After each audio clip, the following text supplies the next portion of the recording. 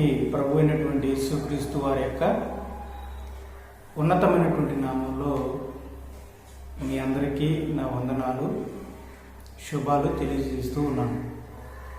ఈరోజు మన వలన ఆరాధించబడుతున్న మన తండ్రి అయిన దేవునికి స్తోత్రములు తెలియజేస్తూ నేటి ఆరాధనలో దేవుని వాక్యాన్ని మనం విందాం.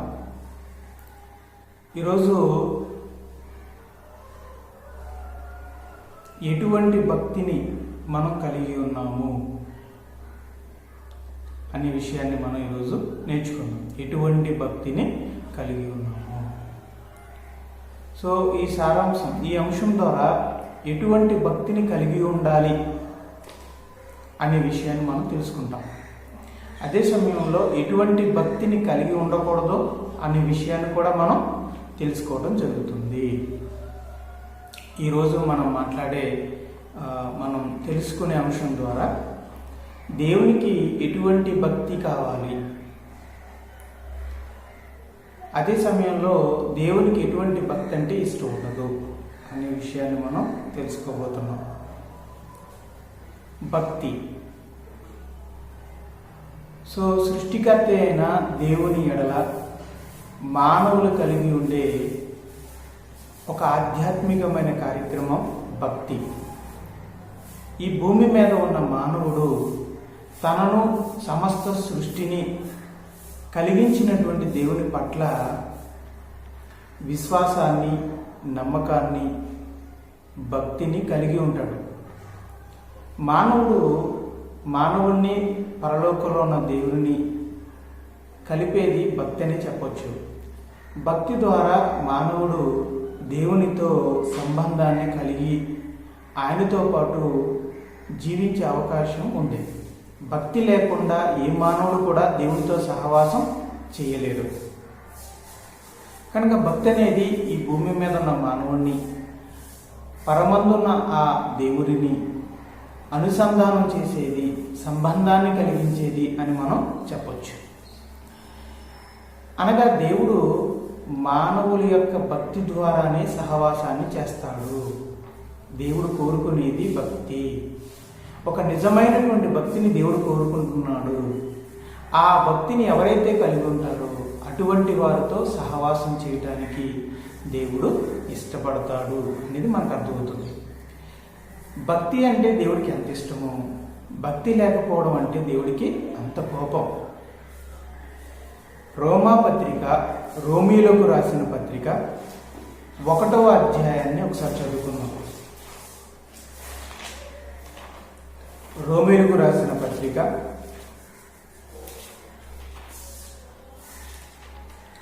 1వ అధ్యాయము 18వ వచనం. దుర్నీతి చేతను సత్యమును అడ్డగించు మనుషుల యొక్క సమస్త భక్తిహీనత మీదను దుర్నీతి మీదను మనుషుల సమస్త భక్తిహీనత మీదను దుర్నీతి మీదను దేవుని కోపము పరలోకము నుండి బయలుపరచబడుచున్నది. పరలోకమందున్న ఆ సృష్టికర్త యొక్క కోపం ఈ భూమి మీద మానవులపై బయలుపరచబడుచున్నది. దేవుని కోపం దేన్ని బట్టి బయలుదేరుతుంది, దేన్ని బట్టి రగులుకుంటుంది అంటే మనిషిలలో ఉన్న భక్తిహీనత, దుర్నీతి. మనిషి చేసే పాపాల బట్టి దేవునికి కోపం వస్తుంది. అదే సమయంలో మనుషులలో ఉన్న భక్తిహీనత అంటే భక్తి లేకపోవడాన్ని బట్టి కూడా దేవుని కోపం బయలుదేరుతుంది. అంటే దేవునికి కోపాన్ని కలిగించే అంశాలలో భక్తిహీనత ఉంది. భక్తి కలిగి ఉండటం అనేది దేవుడికి ఎంత ఇష్టమైందో, భక్తి లేకుండా ఉండటం దేవుడికి అంత కోపాన్ని కలిగించే అంశం. మామూలుగా మనం ఏమనుకుంటామంటే ఇట్ ఈస్ మై చాయిస్ అంటారు. నేను దేవుణ్ణి నమ్ముతాను, నమ్మకపోతాను, అది నా ఇష్టం అంటారు. దేవుడు మనకి ఒక స్వాతంత్రం, వ్యక్తిగతమైన స్వాతంత్రాన్ని ఇచ్చాడు గనక మనం ఆ మాట అనగలుగుతున్నాం. కానీ మనల్ని సృష్టించిన భగవంతుడు తనను నమ్మాలని, తన పట్ల భక్తి కలిగి జీవించాలని దేవుడు కోరుకుంటున్నాడు. కానీ మనిషికి ఉన్నటువంటి స్వాతంత్రాన్ని బట్టి భక్తి లేకుండా బ్రతుకుతున్నాడు. అలా అని దేవుడు ఆ భక్తిహీనతని చూసి ఊరుకోడు, క్షమించడు, తన కోపాన్ని మనపై కుమ్మరిస్తాడు. అంటే భక్తిహీనత అంటే దేవుడికి కోపం, అంతే కదండి. అంటే మరి భక్తి అంటే దేవునికి ఎంతో ఆనందం. భక్తిహీనత అంటే దేవుడికి ఎంత కోపమో, మనలో భక్తిని చూస్తే దేవుడికి అంత ఆనందం, సంతోషం. కనుక ఈ భూమి మీద మానవుల్లో దేవుడు కోరుకునేది భక్తి జీవితం. ఈ భూమి మీద తాను సృష్టించిన మానవులందరిలో కూడా భక్తిగా ఉండాలి, తన పట్ల భయభక్తులు కలిగి ఉండాలి అని దేవుడు కోరుకుంటున్నాడు. మనం చూస్తుంటే ఒకప్పుడు అపవాది దేవదూతల సభలో, దేవుని సభలో దేవదూతలందరూ సమకూడిన తరుణంలో అపవాది అయిన సాతాను కూడా ఆ సమావేశానికి వెళ్ళినప్పుడు దేవుడు ఎవరి గురించి ప్రస్తావించాడు అంటే భక్తిపరుడైన యోగు గురించి. భక్తి ద్వారా దేవునితో సహవాసం చేస్తూ జీవిస్తున్న యోగు గురించి ప్రస్తావించాడు. అతని వంటి వాడు ఎవడనో లేడు. అంటే దేవుని ప్రసన్నత, దేవుని యొక్క మరి ప్రసన్నత పొందేలా, దేవుని యొక్క అంగీకారాన్ని, దేవుని యొక్క ఆసక్తిని, ఇష్టాన్ని కలిగించేది, ఇష్టాన్ని పొందుకునేలా చేసేది మనిషిలో ఉన్నటువంటి భక్తి జీవితము. అయితే మనం సృష్టికర్త అయినటువంటి దేవుని పట్ల భక్తి కలిగి ఉండాలి, సరైన భక్తి కలిగి ఉండాలి, దేవుడు కోరుకునే భక్తిని కలిగి ఉండాలి. అంటే దేవుడు కోరుకోని భక్తులు, దేవునికి ఇష్టం లేని భక్తి కూడా ఉందా అంటారేమో. అయితే ఈ సమయంలో ముందుగా దేవునికి ఇష్టం లేని భక్తి ఏంటో చూసుకుని అప్పుడు అసలైన భక్తి అంటే ఏంటి, ఆ భక్తికి ఉండవలసినటువంటి లక్షణాలు ఏంటి మనం తర్వాత తెలుసుకుందాం. ముందుగా ఎటువంటి భక్తిని మనం కలిగి ఉండకూడదు అనేది తెలుసుకొని ఆ తర్వాత మనం ఎటువంటి భక్తిని కలిగి ఉండాలో అన్న విషయాన్ని మనం తెలుసుకుందాం. సో ముందుగా మనం తెలుసుకునే విషయం ఏంటంటే ఎటువంటి భక్తిని మనం కలిగి ఉండకూడదు. ఓకే, సో మొదటి విషయానికి వెళ్ళిపోదాం. సో మొదటిగా తిమోతికి రాసిన రెండవ పత్రిక, సో తిమోతికి రాసినటువంటి రెండవ పత్రిక 3వ అధ్యాయం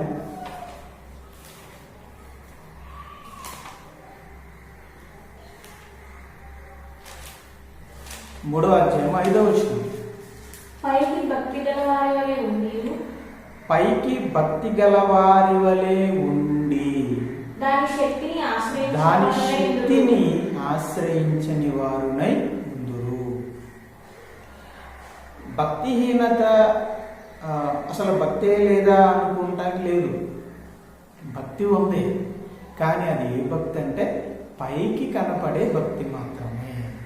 లోపల మనస్సులో ఆ భక్తిలో ఉన్న శక్తిని ఆశ్రయించని స్థితి. సో పైకి చూస్తే భక్తి ఉన్నట్టుగా కనపడతారు, కానీ లోపల పరిస్థితి చూస్తే భక్తిలో ఉన్న శక్తిని, భక్తికి ఉన్న శక్తి ఏంటండి అంటే శక్తి మనిషిలో ఉందా, భక్తిలో ఉందా? ఆ భక్తిని మనం కనపరిచే దేవుల్లో ఉందా? ఎవరి పట్ల కలిగి ఉన్నామో ఆ దేవుల్లోనే శక్తి ఉంది. అంటే ఆ శక్తి దైవశక్తి అని అర్థం. అంటే దేవుని శక్తిని ఆశ్రయించిన వారు, అంటే నమ్మాము, భక్తి కలిగి ఉన్నామని పైకి చెప్పుకుంటున్నా దేవుని శక్తిని ఆశ్రయించిన వారు, దేవుని శక్తిని ఆశ్రయించారు. మనం పాత నిబంధన గ్రంథంలో చూస్తే చాలామంది రాజులు శత్రు సైన్యాలు తమ మీదకి వచ్చినప్పుడు వాళ్ళు ముందుగా వేరే దేశాల వాళ్ళను వాళ్ళు ఆశ్రయించలేదు, ముందుగా తమ దేవుడైన యెహోవాను వాళ్ళు ఆశ్రయించారు. ఎన్నో గొప్ప విజయాలు పొందుకున్నారు. మరికొంతమంది రాజులు తమకు దేవుడైన యెహోవా ఉన్నాడని తెలుసుండి కూడా తమ పితరులు యెహోవాను ఆశ్రయించారు, ఈ భూమి మీద ఉన్న మానవులను వారు ఆశ్రయించకుండా తమ దేవుడైన యెహోవాను ఆశ్రయించారని గత చరిత్ర తెలుసుండి కూడా ఐగుప్తు రాజును, అష్షూరు రాజును, బబులోను రాజును లేదా సిరియా రాజును వాళ్ళు ఆశ్రయిస్తూ ఉండేవారు. దానికి దేవుడు చాలా బాధపడేవాడు, వారిని శత్రువులకు అప్పగించేవాడు. మనం పెద్ద పెద్ద విషయాలు, యుద్ధాల విషయంలో కానివ్వండి, చిన్న చిన్న విషయాల్లో కానివ్వండి, ఏ విషయాల్లోనైనా దేవుడిని ఆశ్రయించేవారుగా మరి ఉండరండి, కొంతమంది ఉండరు. కానీ పైకి మాత్రం దేవుణ్ణి నమ్ముతున్నట్టుగా, భక్తి కలిగినట్టుగా పైకి మాత్రమే ఉంటారు. లోపల మాత్రం ఏ విషయాల్లోనూ దేవునిపై ఆధారపడని వారుగా, దేవుణ్ణి నమ్మని వారుగా, దేవుని మీద దేవుణ్ణి ఆశ్రయించని వారుగా వాళ్ళు ఉంటారు. అటువంటి భక్తి పైకి కనిపించే భక్తి. అంటే పైకి కనిపిస్తూ లోపల లేకపోతే దాన్ని ఏమంటారండి? వేషధారణ. అంటే ఇది ఎటువంటి భక్తి అన్నమాట? పైకి కనిపించే భక్తి, లోపల లేని భక్తి. దీనిని వేషధారణ భక్తి అంటారు. ఇది కూడా దేవుడికి నచ్చని భక్తి. ఇది శాస్త్రులలోనూ పరిసయ్యులలోనూ కనిపించింది. అందుకే యేసుక్రీస్తు వారు, వేషధారులైన పరిసయ్యులారా, మీరు సున్నము కొట్టిన సమాధులను పోలి ఉన్నారు అని ఆయన గద్దించడం జరిగింది. అది వారినే కాదండి, పైకి దేవుని పట్ల భక్తి కలిగి ఉన్నామని కనబడేలా, ఇతరులకు కనబడేలా భక్తిని నటిస్తూ లోపల భక్తి జీవితం లేని వాళ్ళందరూ కూడా ఇదిగోండి ఈ వేషధారణ భక్తిని కలిగి ఉన్న వాళ్ళే. ఈ భక్తి నిజ దేవుణ్ణి, సృష్టికర్తని స్పందించలేని, ప్రసన్నత పొందలేని భక్తి జీవితం. ఇక మరొక జీవితాన్ని చూద్దాం, మరొక భక్తిని చూద్దాం. తిమోతికి రాసిన మొదటి పత్రిక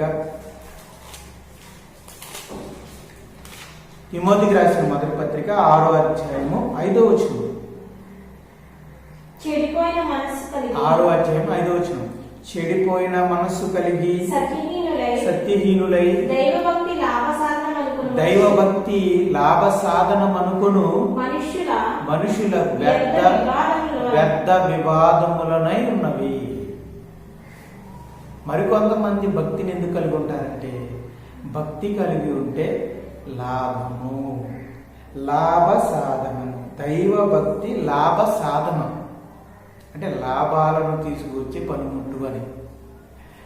అంటే వీళ్ళ ఉద్దేశం ఏంటంటే బిజినెస్ అనమాట. ఇది కూడా ఒక రకంగా బిజినెస్ అనమాట. చూడండి, పెట్టుబడి పెడతారు దేనికోసం? దాని నుండి వచ్చే లాభం కోసం. దీన్ని వ్యాపారం అంటారు, అవును కదా? అలాగే నేను దేవుడికి భక్తిగా ఉంటాను, దాంతో దేవుడు నన్ను ఆశీర్వదించాలి. ఈరోజు అందరు విశ్వాసులే చాలామంది ఈ భక్తి జీవితాన్ని కలిగి ఉన్నారు, చాలామంది. దీన్ని మనం ఏమని చెప్పొచ్చు అంటే స్వార్థపూరితమైన భక్తి. అంటే ఇప్పుడు ఉదాహరణకి మనం ఏదైనా వ్యాపారం ఉందనుకోండి, అందులో పెట్టుబడి పెడతాం. ఊరకనే పెడతామా? పెట్టుబడి పెట్టిన దానికి 2 అంతలుగా రావాలని మనం కోరుకుంటాం. సో ఏదో తిరిగి రావాలనే ఉద్దేశంతో మనం పెట్టేది పెట్టుబడి, దాన్ని వ్యాపారం అంటారు. అలాగే వీరు దేవుని దృష్టిలో భయభక్తులు కలిగి ఉంటారు. ఎందుకంటే ఆ భక్తి వల్ల ఏదైనా ఒక లాభం దేవుని నుండి కలగాలని వాడు కోరుకుంటారు. అంటే భక్తిని పెట్టుబడిగా పెట్టి లోక సంబంధమైనటువంటి ఆశీర్వాదాలు, దీవెనలు, లాభాలు కోరుకుంటారు. అంటే వాళ్ళ భక్తిలో స్వార్థం ఉంది, వాళ్ళ భక్తిలో వ్యాపారం ఉంది, వాళ్ళ భక్తిలో బిజినెస్ ఉంది. So it is also business. దీన్ని స్వార్థపూరితమైన భక్తి అంటారు. లాభాన్ని కోరుకునే భక్తి అని చెప్పచ్చు.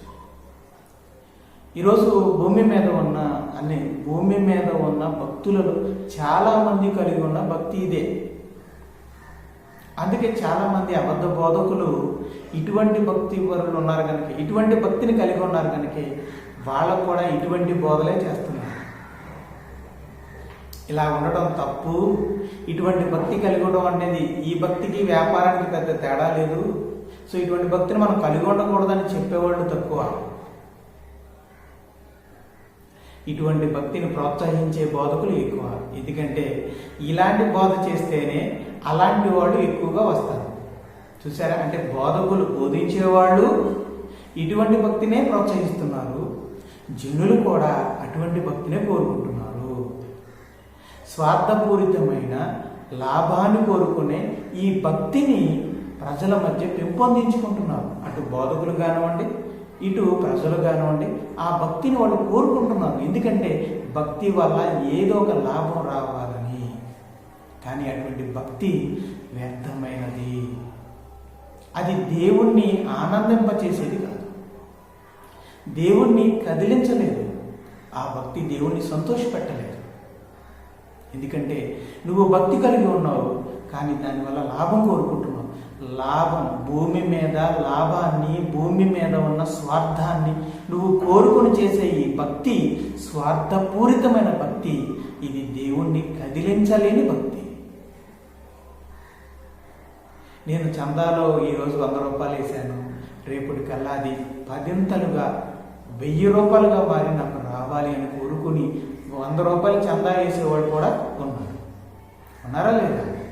అలా అనుకునే వాళ్ళందరూ కూడా, అంటే 100 వేస్తే 1000 రావాలి, 100 వేస్తే 10,000 కావాలి, అంటే 100 అంటే 1000 రూపాయలు వేస్తే 100 ఫలించి 1,00,000 రూపాయలుగా మళ్ళా వచ్చే వారానికి నా జోబులో పడాలి అని చందా వేసేవాళ్ళు కూడా ఉన్నారు. ఇలాంటి వాళ్ళందరూ కూడా కలిగి ఉన్న భక్తి స్వార్థపూరితమైన భక్తి. ఇది దేవుణ్ణి ఆనందింపచేయలేని భక్తి.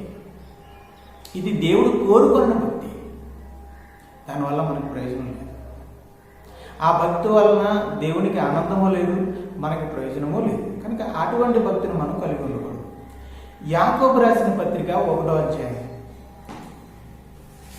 యాకోబు రాసిన పత్రిక 1వ అధ్యాయము 26వ వచనం. ఎవడైనను నోటికి కళ్ళెం పెట్టుకొనక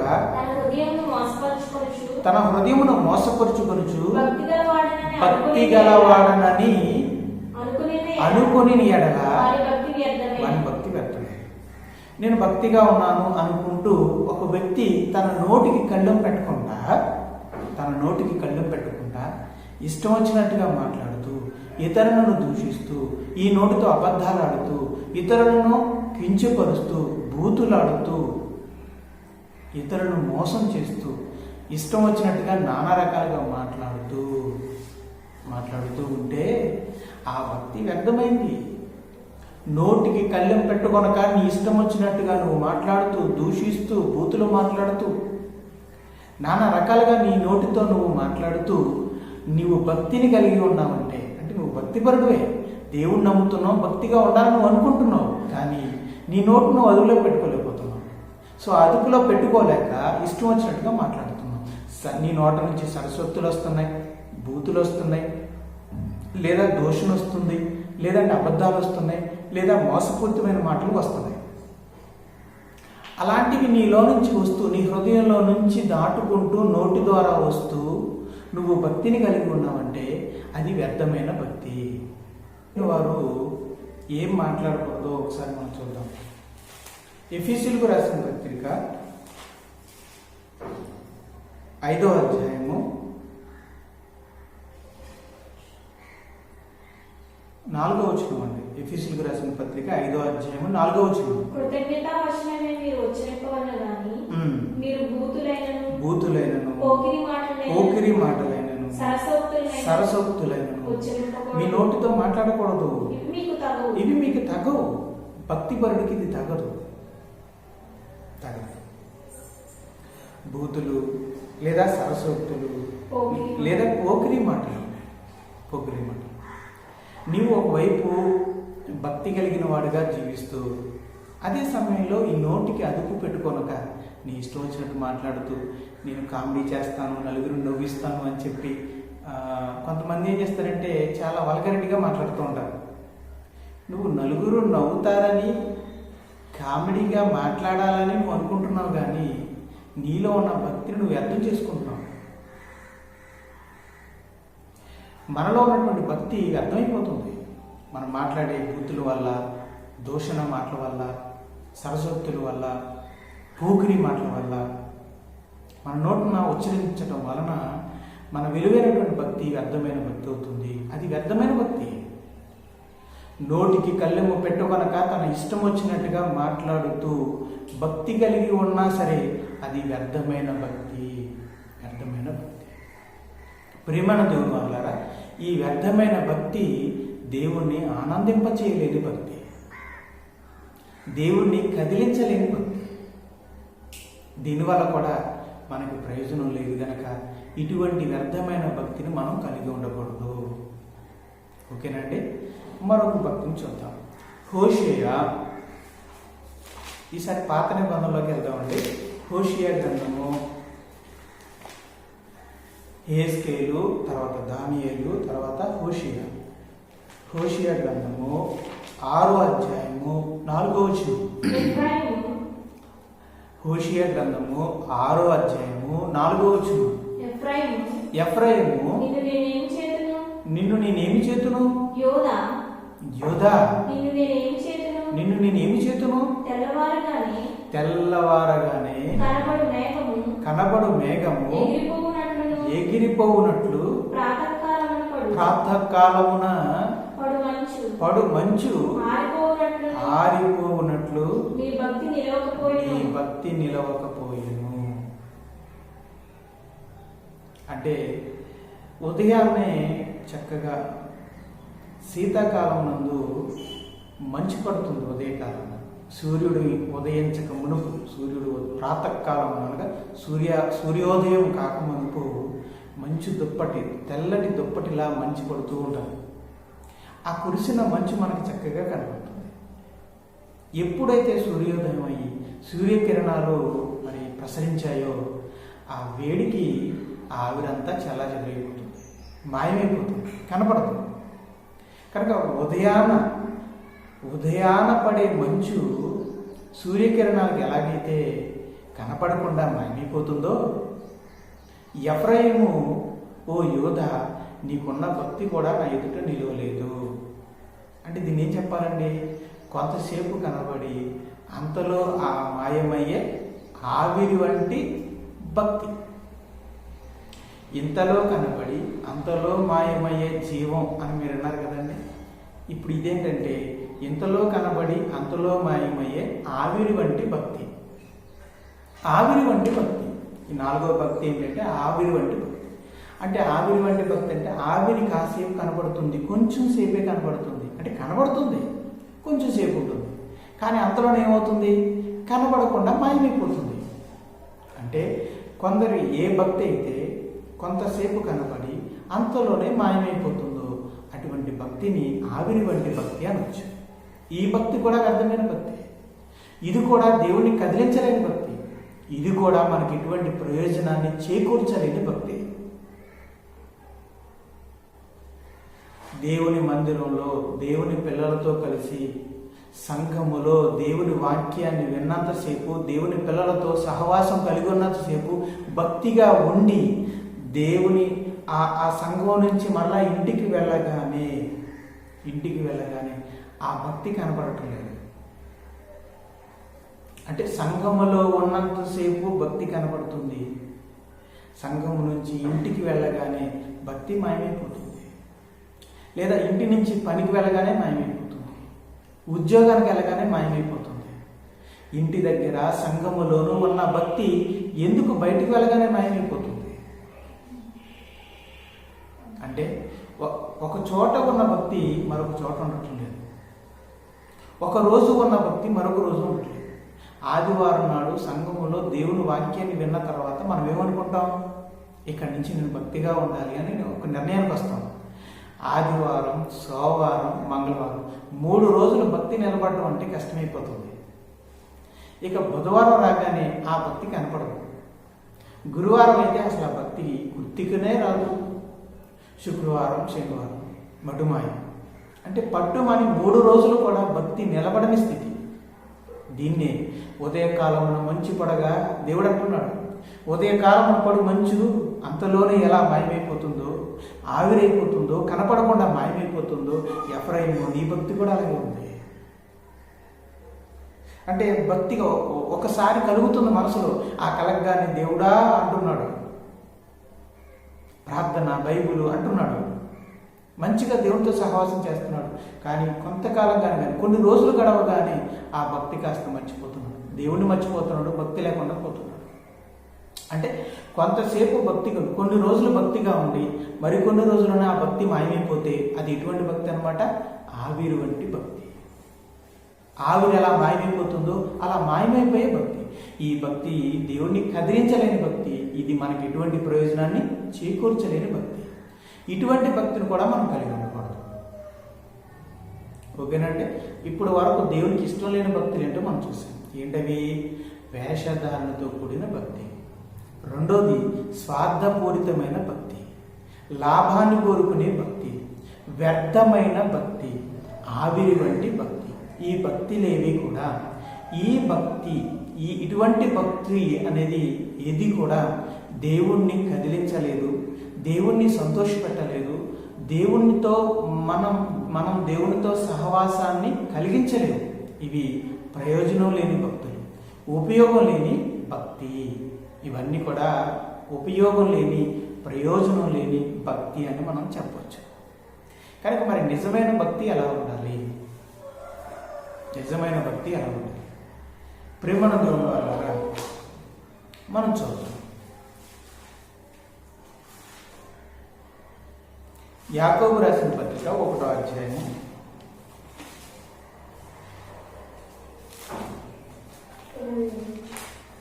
ఇప్పటి వరకు మనం ఎటువంటి భక్తిని కలిగి ఉండకూడదో మనం విన్నాం.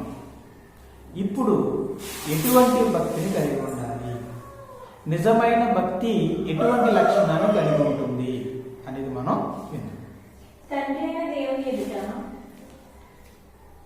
యాకోబు రాసిన పత్రిక 1వ అధ్యాయం 26వ వచనం చదవండి. 27వ వచనం.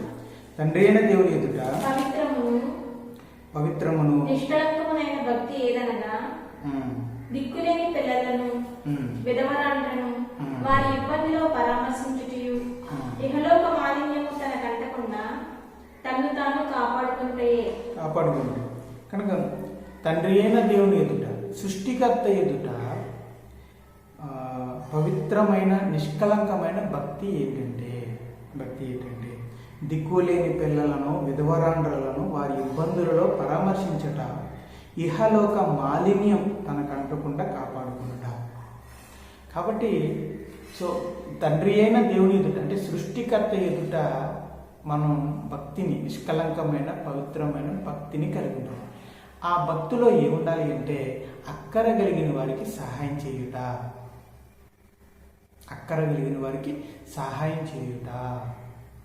ఈ భూమి మీద దేవుని పట్ల భక్తి కలిగి ఉన్నవాడు ఇతరులకు సహాయం చేసేవాడుగా ఉండాలి.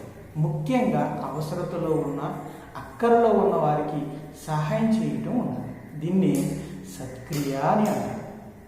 సత్క్రియ. మరలా ఇక్కడికి వద్దాం. తిమోతి రాసిన మొదటి పత్రిక 2వ అధ్యాయము 10వ వచనాన్ని మనం ఆలోచిద్దాం. దైవభక్తి గలవారమని చెప్పుకొని స్త్రీలకు తగినట్టుగా సత్క్రియల చేత తమను తాము అలంకరించుకునేవాళ్ళను. దైవభక్తి కలిగినటువంటి స్త్రీలు తమను తాము అలంకరించుకోవాలి. వీటితో లోక సంబంధమైన ఆభరణాలతో కాక సత్క్రియలనే ఆభరణాలుగా ధరించుకోవాలి. అంటే భక్తి కలిగిన స్త్రీలైనా పురుషులైనా ఏం చేయాలన్నమాట? సత్క్రియలు చేయాలి.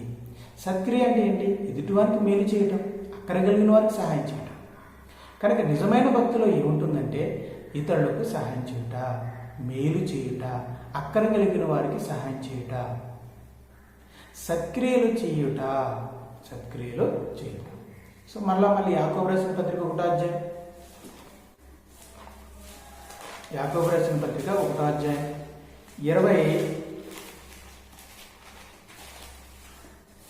27వ వచనానికి మళ్ళీ వచ్చేస్తే అక్కడేమనుంది? 2వ విషయం, ఇహలోక మాలిన్యము తనకంటకుండా తన్ను తాను కాపాడుకోవటండి. ఇహలోక మాలిన్యం అంటే భూమి పాపంతో నిండి ఉంది, దుష్టత్వంతో నిండి ఉంది, నానా రకాల చెడు కార్యాలతో నిండి ఉంది. అది మనకి అర్థమయ్యే విషయమే. ఈ లోక పాప కార్యాలను మనకంటకుండా పవిత్రంగా జీవించటమే భక్తి. అంటే సత్క్రియలు చేయటం, పవిత్రంగా జీవించటం నిజమైన భక్తికి ఉండవలసిన లక్షణాలు. మీరు నిజమైనటువంటి భక్తిని కలిగి ఉన్నారు అని మిమ్మల్ని మీరు పరీక్షించుకుంటే మీరు సత్క్రియలు చేస్తూ ఉండాలి. రెండోది పవిత్రమైన జీవితం మీలో ఉండాలి. ఆ లక్షణాలు నిజమైన దైవభక్తికి కలిగి ఉంటాయి. అలాగే సామెతలు గ్రంథం క్షమించండి,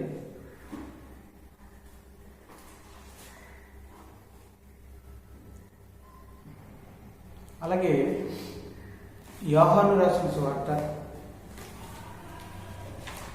9వ అధ్యాయం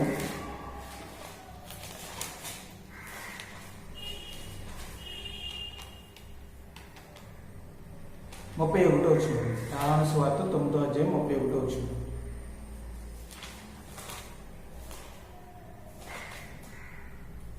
ఇక్కడ మనం చూస్తే దేవుడు పాపుల మనవి ఆలకింపబడని ఎరుగుదుము, ఎవడైనను దైవభక్తుడై ఉండి ఆయన చిత్తము చొప్పున జరిగించిన ఎడల ఆయన వాని మనవి ఆలకించును. కనుక దైవభక్తి కలిగిన వాడు ప్రార్థన చేస్తాడు, ప్రార్థన అనుభవం కలిగి ఉంటాడు. ఆ ప్రార్థించి దైవ చిత్తాన్ని బట్టి ప్రార్థన చేస్తాడు. తాను ఏదైతే దేవుని చిత్తాన్ని బట్టి అడిగి ఉన్నాడో దాన్ని దేవుని నుంచి పొందుకున్న అనుభవం ఉండాలి. తాను ఏదైతే దేవుని ఇష్ట ప్రకారంగా అడిగాడో అది దేవుడు విని దాన్ని అనుగ్రహించే అనుభవాన్ని నిజమైన భక్తిపరుడు కలిగి ఉండాలి. అంటే స్వార్థంగా తాను సుఖపడటం కోసం, లేకపోతే జీవపు డంబం కోసం అడిగే వాటి గురించి పొందటం కాదు. ఒక నిజమైన దైవభక్తుడు ఒక నిజమైన కారణం చేత అది దేవుణ్ణి అడిగినప్పుడు దేవుడు ఆ భక్తిపరుణ్ణి అడిగిన దాన్ని బట్టి దేవుడు ఇస్తే ఇవ్వటం అనేది మరి జరగాలి. అంటే భక్తిపరుడు నిజమైన కారణంతో అడుగుతాడు, దేవాది దేవుడు కృపతో అనుగ్రహిస్తాడు. ఆ అనుభవం అనేది భక్తిపరుడికి ఉండాలి. అలాగే యోబు గ్రంథము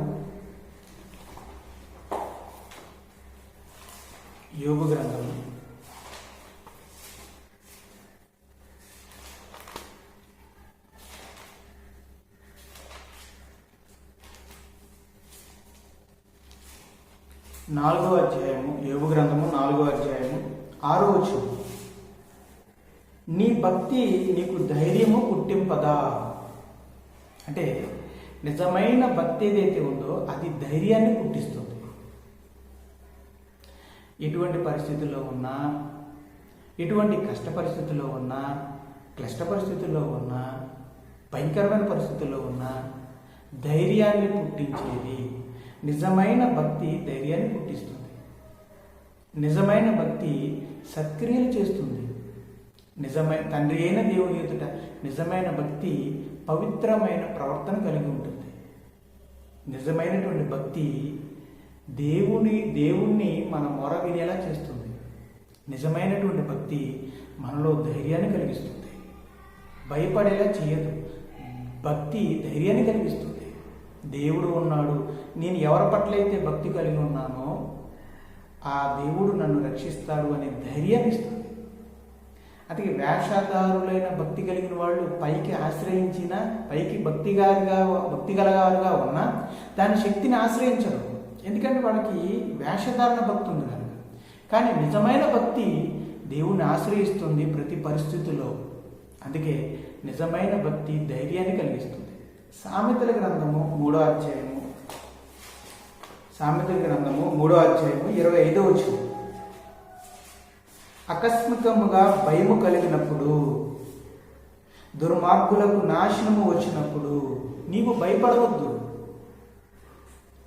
ఆకస్మికముగా భయము కలిగినప్పుడు, దుర్మార్గులకు నాశనము వచ్చినప్పుడు నీవు భయపడకు. దేవుని వాక్యం చెప్తుంది భయపడొద్దని. భక్తి చెప్తుంది ధైర్యాన్ని ఇస్తుంది. అందుకే భక్తి ధైర్యాన్ని ఇస్తుంది, భయపడకుండా చేస్తుంది.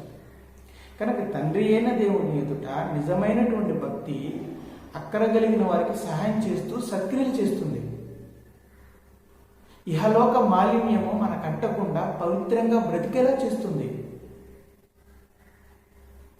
మనం అడిగే స్వార్థం లేనటువంటి వరాలను తండ్రి అయిన దేవుని దగ్గరికి చేరుస్తుంది. చేర్చి తగిన కాలమునందు ప్రతిఫలాన్ని తీసుకొస్తుంది. నిజమైన భక్తి భయంకరమైన పరిస్థితుల్లో ఉన్నా, ఎటువంటి పరిస్థితుల్లో ఉన్నా భయపడకుండా దేవుడు ఉన్నాడు అనే ధైర్యాన్ని కలిగిస్తుంది. ఈ లక్షణాలన్నీ వేటిలో ఉంటాయో అవే నిజమైన భక్తి. నిజమైన భక్తి ఈ లక్షణాన్ని కలిగి ఉంటుంది. అలాగే దైవభక్తి ఇంకేం కలిగి ఉండాలి? దైవభక్తి ఇంకేం కలిగి ఉండాలి? తిమోతికి రాసిన మొదటి పత్రిక 3వ అధ్యాయము 16వ వచనం. తిమోతికి రాసిన మొదటి పత్రిక 3వ అధ్యాయము 16వ వచనం.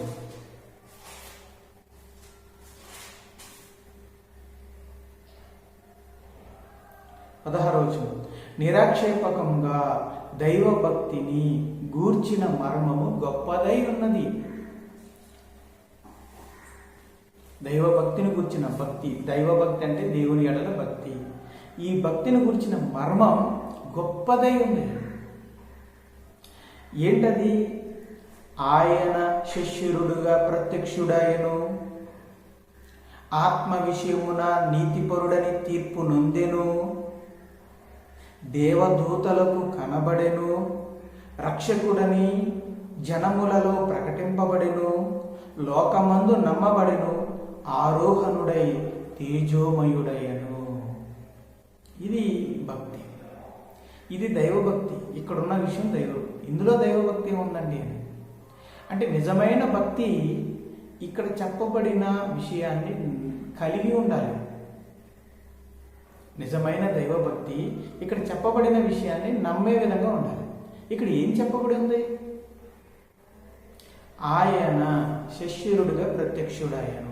ఇప్పుడు నేను 1, 2, 3, 4, 5, 6 ఈ 6 లైన్లో ఉన్న ఈ వాక్యాన్ని నేను వివరిస్తాను, కొంచెం జాగ్రత్తగా వినండి. ఇక్కడ దైవభక్తి ఏదైతే ఉందో ఆ భక్తి ఈ సారాంశాన్ని నమ్మినదై ఉండాలి. ఇక్కడ రాయబడిన సారాంశం ఏంటో ఒకసారి జాగ్రత్తగా. ఆయన శిష్యురుడిగా ప్రత్యక్షుడాయను. ఆయన అనగా యేసుక్రీస్తు వారు, దైవకుమారుడైన యేసుక్రీస్తు వారు మానవాళిని రక్షించటానికి ఈ భౌతికమైన దేహాన్ని ధరించుకుని ఈ లోకానికి వచ్చాడు.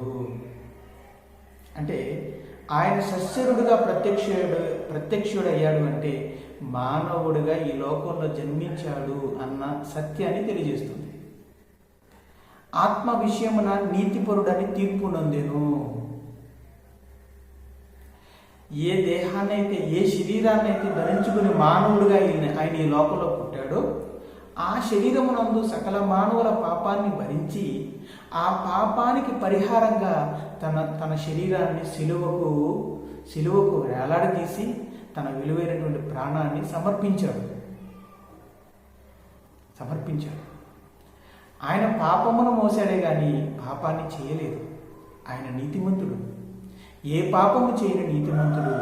ఆ నీతిమంతుడు తన నీతి కలిగిన రక్తాన్ని పాపానికి పరిహారంగా క్రయధనంగా శిలువ మీద సమర్పించాడు. అయినప్పటికీ ఆయన నీతిమంతుడే. మన పాపమును భరించిన, శిలువ మీద తన ప్రాణాన్ని పెట్టిన, అనేకమైన నేరాలు మోపి శిలువ మీద ఆయన్ని చంపిన, ఎన్నో నేరాలు ఆయన మీద మోపి ఈయన మరణశిక్షకు అర్హుడని చెప్పి శిలువ మీద ఆయన్ని చంపిన ఆయన నీతిమంతుడు. కానీ ఆయన నీతిమంతుడే అని ఎలా రుజువు అవుతుంది? మనుషులందరూ అనేక మంది మనుషులు ఆయన మీద నేరం మోపిన, రోమా ప్రభుత్వమే ఆయనకి మరణశిక్ష విధించిన, ఆయన ఏ తప్పు లేనివాడు, ఏ పాపం ఎరిగినవాడు, ఆయన నీతిమంతుడు. కేవలం మానవులను రక్షించడం కోసమే ఆయన ఈ మౌనంగా శిలువను భరించాడే తప్ప ఆయన ఏ నేరము చేయని నీతిమంతుడు అని ఆయన నిరూపించబడ్డాడు. ఎప్పుడు? చనిపోయి సమాధి చేయబడిన ఆయన మృతుల్లో నుంచి తిరిగి లేపబడ్డాడు. బైబిల్లో ఏమనుందంటే దేవుడు ఆయనను మృతులలో నుండి తిరిగి లేపెను. అపోస్తుల కార్యాలు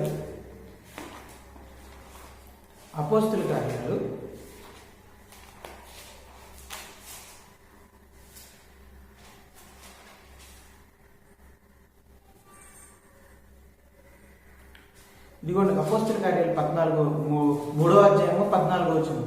మీరు పరిశుద్ధుడును నీతిమంతుడునైన వారిని నిరాకరించి నరహంతకుడైన మనిషిని మీకు అనుగ్రహించమని అడిగితిరి. మీరు జీవాధిపతిని చంపితిరి గాని దేవుడు ఆయనను మృతుల్లో నుండి లేపెను.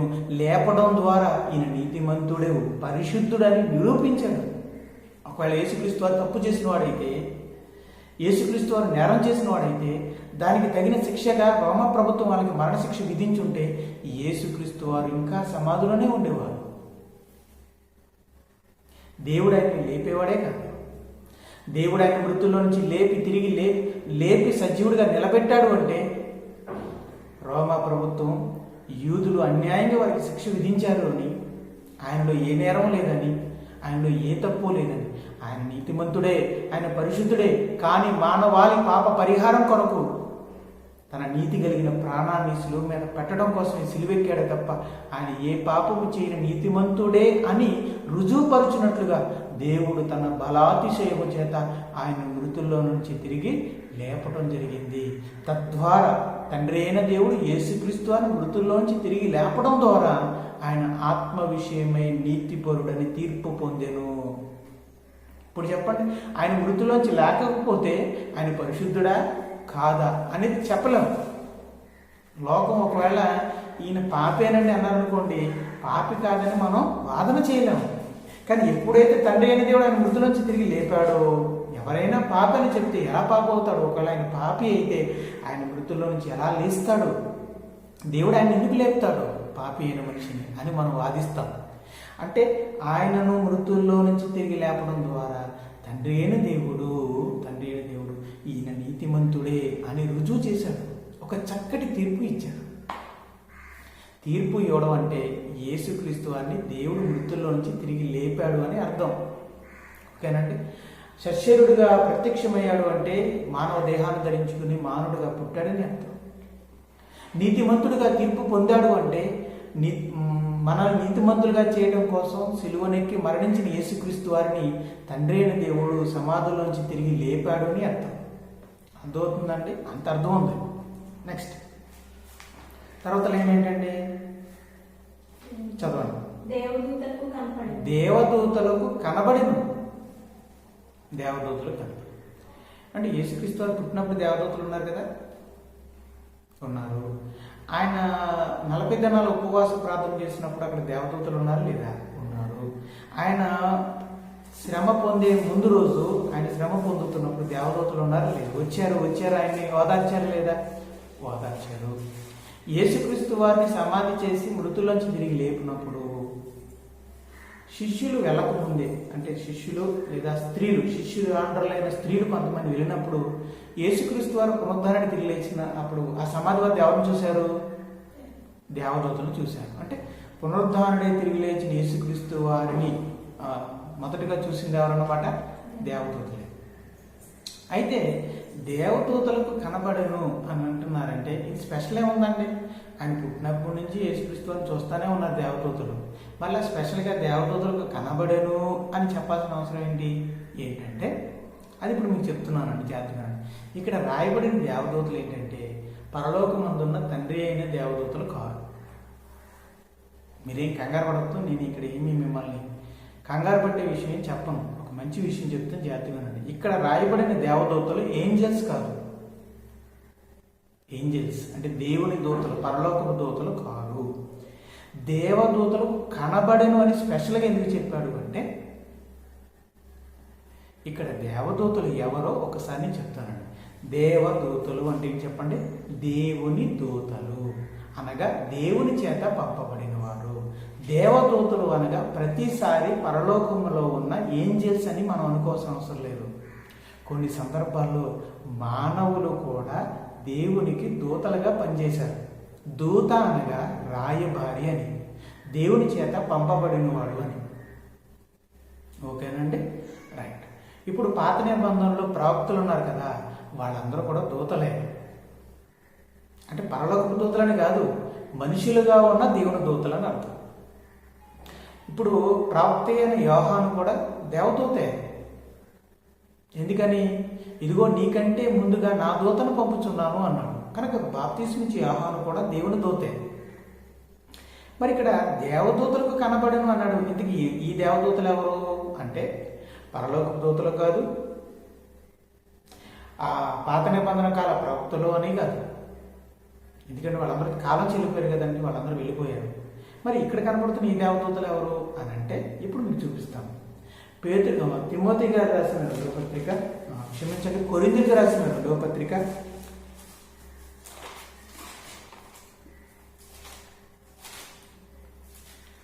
కొరింథీయులకు రాసిన 2వ పత్రిక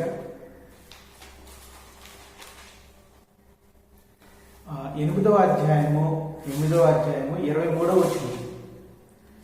కీతు ఎవరైనా అడిగిన ఎడల అతడు నా పాలివాడును, మీ విషయంలో నా జత పనివాడునై ఉన్నాడని.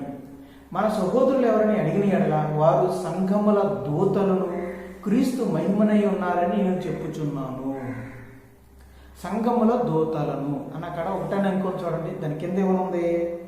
అపోస్తులులను. మూల భాషలో ఏమనుంది? అపోస్తులు. అంటే దూత అనగా పంపబడినవాడు అంటే అపోస్తులు. కనుక దేవుని దూతలు ఎవరంటే అపోస్తులు. అపోస్తులు క్రీస్తు వారు ఏర్పరిచిన అపోస్తులు ఉన్నారు కదండి, 12 మంది. అందులో ఒకరు చనిపోయాడు కదండి. ఆ మిగిలిన 11 మంది అపోస్తులను దేవుని దూతలని కూడా అంటారు. ఆ విషయాన్ని మీరు గమనించాలి. అలాగే 5వ అధ్యాయం అదే పత్రికలో 5వ అధ్యాయం 20వ వచనం. కావున దేవుడు మా ద్వారా వేడుకున్నట్టు మేము క్రీస్తుకు రాయబారులమై దేవునితో సమాధానపడుడని క్రీస్తు పక్షముగా మిమ్మల్ని బతిమాలుకొనుచున్నాము అన్నాడు. అంటే దేవుడు మన కొరకు యేసుక్రీస్తు వారిని శిలువ మీద మరణింపచేసిన తర్వాత ఆ క్రీస్తు ద్వారా మనం దేవునితో సమాధానపడే అవకాశం ఏర్పడింది. కనుక ఇప్పుడు దేవుడు పిలుస్తున్నాడు మనల్ని, ఇదిగో క్రీస్తు ద్వారా మీ కొరకే బలి అయిన యేసుక్రీస్తు వారి ద్వారా నాతో సమాధాన పడండి. మీరెందుకు నా ఉగ్రత వల్ల మీరు బలైపోవాలి? కనుక నా ఉగ్రత నుంచి మీరు తప్పించుకోవడం కోసం యేసుక్రీస్తు వారి ద్వారా నాతో సమాధాన పడండి అని దేవుడు పిలుపునిస్తున్నాడు. ఇస్తూ ఎవరిని పంపిస్తున్నాడట చెప్తున్నాడు అపోస్తుడైన పౌలు గారు.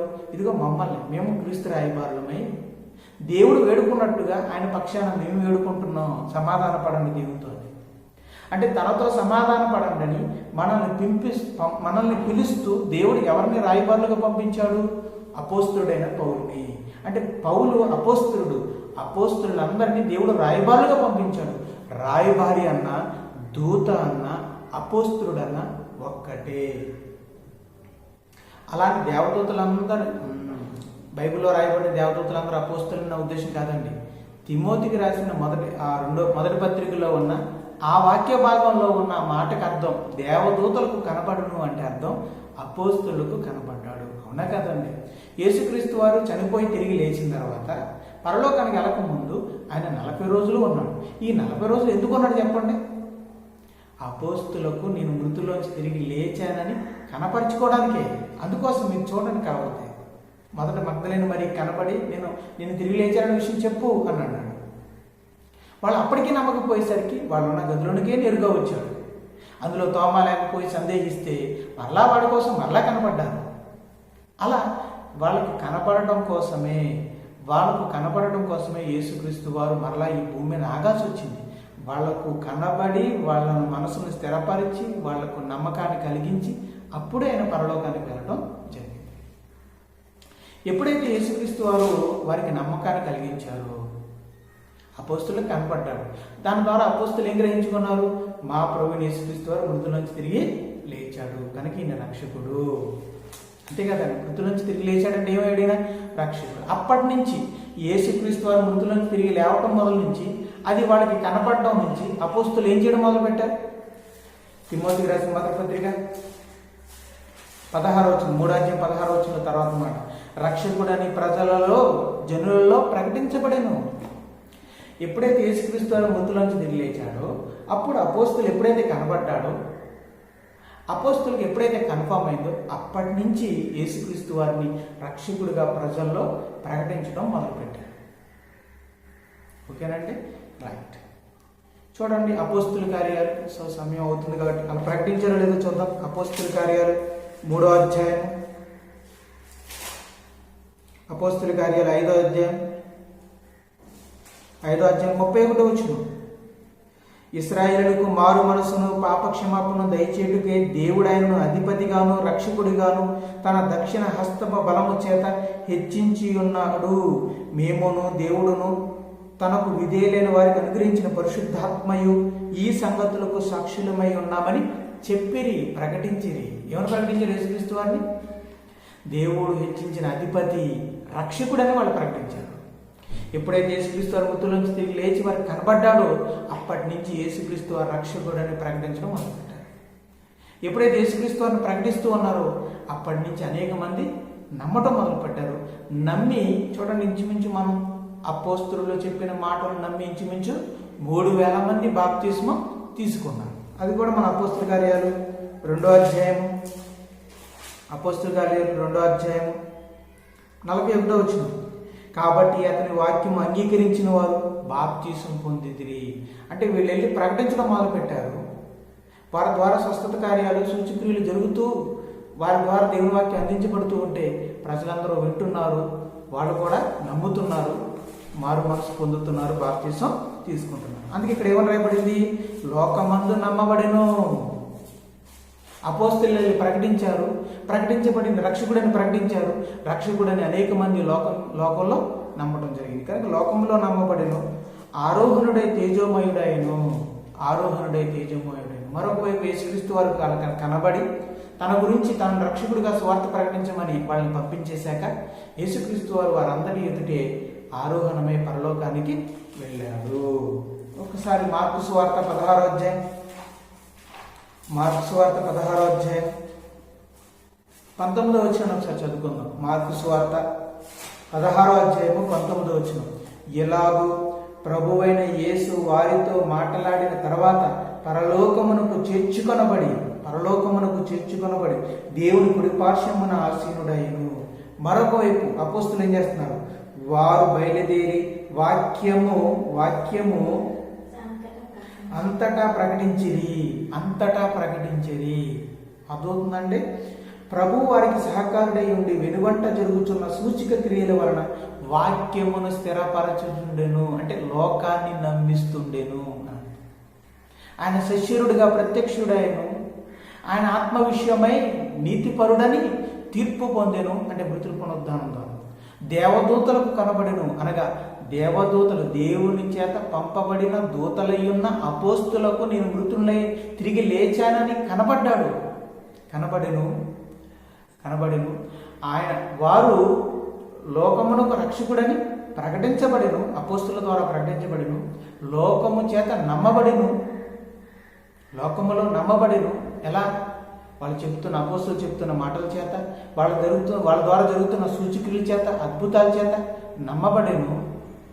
ఆయన ఇవన్నీ చేసి ఇవన్నీ అప్పగించి మరొక వైపు యేసుక్రీస్తు వారు ఆరోహణుడై పరలోకానికి వెళ్ళాను. ఇదంతా ఏంటండి? యేసుక్రీస్తు వారి పుట్టిక, ఆయన మరణం, సమాధి, ఆయన పరలోకపు ఆరోహణ. దీన్ని ఏమంటారు? సువార్త. అంతేనండి. అక్కడ రాయబడింది ఏమి కాదండి. ఆ మర్మం ఏంటంటే సువార్త. ఎందుకు ఈ భక్తికి సువార్తకి సంబంధం ఏంటండి? ఇది దైవభక్తిని గురించిన మర్మం ఎందుకయిందండి అని మీరు అంటారేమో. ఎందుకంటే ఒకప్పుడు పాత నిబంధన కాలంలో దైవభక్తిలో సువార్త భాగం కాదు, అలా నమ్మాల్సిన అవసరం లేదు. ఎందుకంటే అప్పుడు సువార్త లేదు. ఇప్పుడు క్రొత్త నిబంధనలో భక్తి కలిగి ఉన్న వాళ్ళు ఎవరైనా సరే వాళ్ళ భక్తిలో సువార్త కూడా కలిసి ఉండాలి. ఈరోజు నేను సత్య సువార్త, నేను సృష్టికర్తను నమ్ముతున్నాను, భక్తి కలిగి ఉంటాను అంటే సరిపోదు. నీ భక్తిలో సువార్తను కూడా నమ్మాలి, క్రీస్తును కూడా చేర్చుకోవాలి. ఈరోజు చాలామంది భూమి మీద క్రీస్తుని కలిగి ఉండకే తాము నేరుగా భక్తి కలిగి ఉండాలి అనుకుంటారు. ఆ భక్తి దేవుణ్ణి కదిలించలేదు, భక్తిని ఆ భక్తి దేవునితో సంబంధాన్ని కలిగించలేదు. ఇప్పుడు క్రొత్త నిబంధనకు వచ్చేసరికి నువ్వు భక్తిని కలిగి ఉండి దేవునితో సహవాసం చేయాలనుకుంటే సువార్తను కూడా నీలో భాగం చేసుకోవాలి. అంటే సువార్త ఏదైతే ఉందో ఆ సువార్తను నువ్వు నమ్మాలి. ఆ సువార్తలో ఉన్న దైవ కుమారుడైన యేసుక్రీస్తు వారిని నీ సొంత రక్షకుడుగాను ప్రభువుగాను అంగీకరించి తీరాల్సిందే. వితౌట్ యేసుక్రీస్తు వారిని నీవు కలిగి ఉండకుండా నువ్వు భక్తిని కలిగి ఉంటే ఆ భక్తి తండ్రి అయిన దేవుణ్ణి చేరదు, తండ్రి అయిన దేవుడితో సహవాసాన్ని కలిగించలేదు. ఉదాహరణగా మీకు ఒక వ్యక్తిని చూపిస్తానండి, అది చెప్పి ముగిస్తాను. అపోస్తుల కార్యాలు 10వ అధ్యాయము అపోస్తుల కార్యాలు 10వ అధ్యాయం మొదటి వచనం. ఇటలీ పటాలములో శతాధిపతి అయిన కొర్నేలు అను భక్తిపరుడు కైసరలో ఉండేది. ఇతను భక్తి కలిగి ఉన్నాడు తండ్రి అయిన దేవుని ఎదుట. అతడు తన ఇంటి వారందరితో కూడా దేవుని యందు భయభక్తులు కలిగిన వాడై ఉండి ప్రజలకు బహుధర్మము చేయుచు ఎల్లప్పుడూ దేవునికి ప్రార్థన చేయువాడు. చూడండి, భక్తులు ఏముండాలి? ముందుగానే చెప్పాను కదా, భక్తులు ఏముండాలి? అక్కర కలిగిన వారికి సహాయం చేయాలి, అంటే సత్క్రియలు చేయాలి, అలాగే ప్రార్థన చేయాలి. అది ఇతను చేస్తున్నాడు, అది ఇతను కలిగి ఉన్నాడు. అంతేకాదండి, ఇతను చేయు ప్రార్థనలు, ఇతను చేస్తున్న ధర్మకార్యాలు తండ్రి అయిన దేవుని దగ్గరికి చేరాయి, తండ్రి అయిన దేవుడిని కదిలించాయి. భక్తిపరుడైనటువంటి కొర్నేలు యొక్క భక్తిలో సత్క్రియలు ఉన్నాయి, సత్ప్రవర్తన ఉంది, ప్రార్థన ఉంది, నమ్మకం ఉంది, ధైర్యం ఉంది, దేవుణ్ణి ఆశ్రయించటం ఉంది. అన్నీ ఉన్నాయి. మరి అన్నీ ఉన్నప్పుడు ఇప్పుడు దేవదూత వచ్చి ఏమని చెప్పింది? నీవు ఉప్పేలో ఉన్న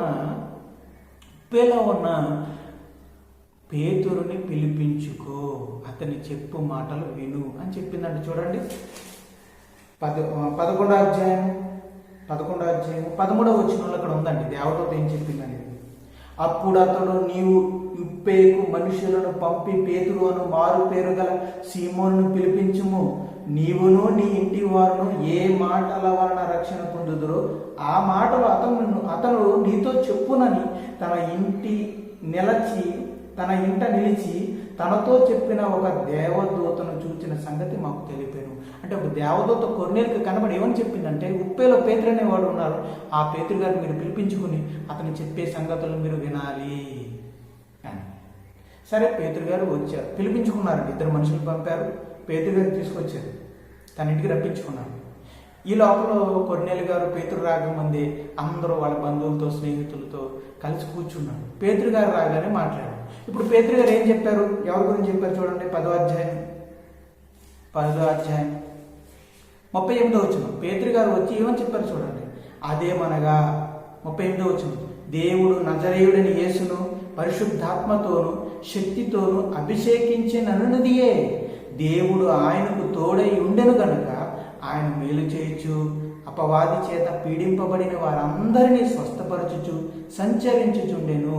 ఆయన యూదయ దేశమందును యెరూషలేమునందును చేసిన వాటన్నిటికీ మేము సాక్షులము. ఆయనను వారు మ్రానున వేలాడదీసి చంపిరి. దేవుడు ఆయన 3వ దినమున లేపి ప్రజలందరికీ కాక దేవుని చేత ముందుగా ఏర్పరచబడిన సాక్షులకే, అనగా ఆయన మృతులలో నుండి లేచిన తర్వాత ఆయనతో కూడా అన్నపానములు పుచ్చుకున్న మాకే ఆయన ప్రత్యక్షముగా కనబడినట్లు అనుగ్రహించెను.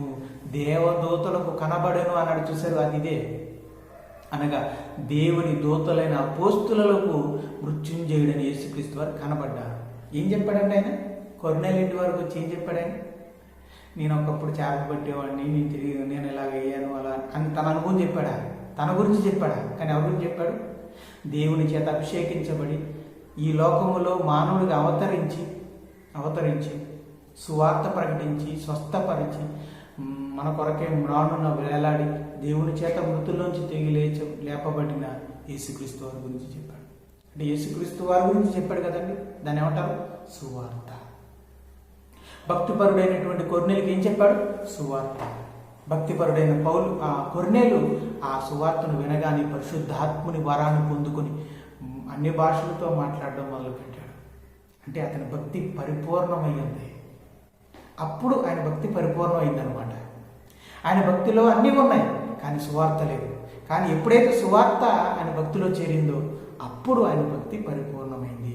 ఆయన భక్తిని పరిపూర్ణం చేయడానికే దేవుడు ఆయన దగ్గరికి పేతురు గారి ద్వారా సువార్తను అందించడం జరిగింది. సువార్త అనేది భాగం కాకపోతే మన భక్తి నిజమైన భక్తి కాలేదు.